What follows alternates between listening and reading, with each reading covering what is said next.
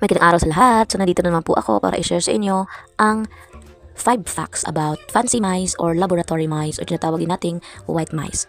So, disclaimer lang po, hindi po ako expert at ito ay based lang sa aking experience at sa aking research. So, first is, wala silang rabies. So, yes, wala silang rabies. So, safe na safe itong alagaan ng mga bata. So, yung iba kasi is nag-aalala kasi nga baka makagat at may rabies. So, wala po talagang rabies ang mice na ito kasi yung kinakain nila ay malinis at inaalagaan po sila.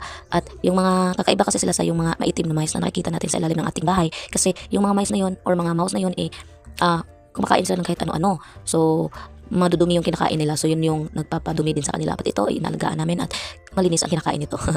Okay, next is mabilis silang dumami. Yes, mabilis lang dumami. So, pag yung mice nyo is 1 to 2 months na at pwede na siyang maging breeder. So, ang breeder nga pala, pag new breeder pa siya, ay pwede siya mag-produce ng 15 to 18 mice.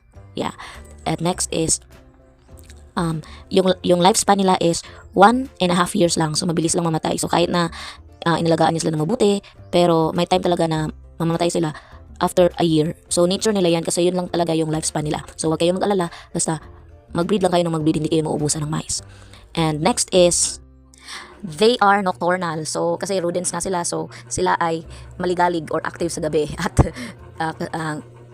mostly natutulog sa umaga. So, katulad ng mga hamster. And last but not the least is, they are not picky eaters. So, kumakain sila ng kahit ano. So, in other words, they are omnivore. So, kumakain sila ng gulay or kahit yung, kahit ano.